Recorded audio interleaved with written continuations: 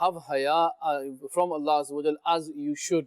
Now we might be thinking, someone might be thinking, well, I do this, that's part of haya. So that's like, we're asking the questions from ourselves and we're giving the answers. And haya, alhamdulillah Azza wa Jal, there's a very beautiful hadith narrated by Sayyidina Imran bin Hussein radiallahu ta'ala anhu that modesty brings nothing but good. Nothing but good. Now there might be someone listening, and the people, they say, Yara, he's very sada. Bahut sharif hai, bahut challa hai. He's too sada. But again, there's another waqia where the Prophet sallallahu alaihi wasallam, he was walking and he saw a sahabi radiallahu ta'ala anhu telling his brother off that you don't have to be too much of a modest person. And in a good way. And the Prophet sallallahu alaihi wasallam, he heard him and he goes, leave him alone, because haya only brings you goodness. I know so many people that want their sons, their daughters to intermingle with other kids that that are bad, or shi'ar, clever ones. But they're not clever, they're not shi'ar, they're behaya. And that's one thing that we need to understand. What is behaya? What is to be clever? It's not clever that you walk into a room where your mother and father are saying with your shorts on. If you're a man, that's not clever. That's called behayai. You might be thinking, well, that's my mom and my dad. You're supposed to have haya from them as well. Your private parts are from your belly button, including the knees. And a lot of the time in the summer, what do people do? They walk out on the streets. The father's wearing them. Obviously, the son's going to follow them. That's not haya. That's being behayai. That's bad, and that's corrupting the society. And I think in general, having this in mind, that haya, what is haya firstly? To avoid those things which are prohibited from the court of Allah, and likewise to refrain from those things which are disliked by the people. And this haya, like you said, a lot of it is because of the community, because of the surroundings. Now, somebody might be raised in a community where nobody gave him the mindset, so he does not see anything wrong within that.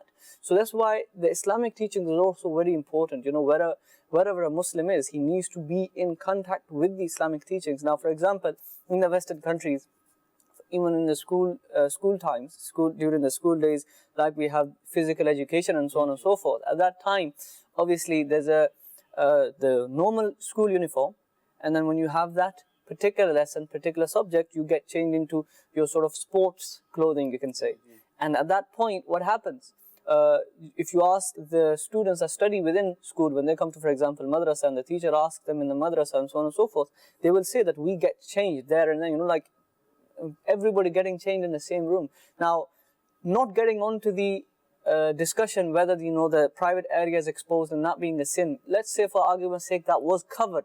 But just getting changed in front of other people, that is once again. Now, if somebody has been brought up in that Islamic environment where he has been taught and given this dars of haya, then he is going to try to find a private place. Like within those changing rooms, there are showers. There are showers that are provided for students. Now, rather than obviously getting changed in front of other people, so those that have this mindset, they will go and they will lock themselves in there. In private, get changed and then come out. Another problem, a lot of people, especially our youngsters, they're turning towards, the gyms, fitness clubs and all that. And, you might be, going there for fitness and all that. Number one is that, do you offer your 5 times namaz? If you don't offer your 5 times namaz and you are thinking more of your fitness, and then the area in there, there might be men and women together, or you might be thinking, no, there's only men there. Yeah, but if you're wearing shorts, then to show this part of the area. Now again, it's not me, you, or whoever said that. It's the Prophet sallallahu alaihi wasallam. It's what's mentioned in the Quran. And what we are doing is just passing that message on. So you're in a sports club, you're in a sports center, you're in a fitness club, you're running away, you're sweating away, and then your knees are showing. That is haram. Where is haya at that time? You might be thinking, well, you have, and people come up with so many excuses. Oh, you got to keep fit. You got to be fit. To live your life and to be a good Muslim. Islam teaches us that. Yeah, you only read that part. What about that part where Islam tells you that you need to take care of your private parts, take care of your haya as well? We love Madani Channel. We love Madani Channel. We love Madani Channel.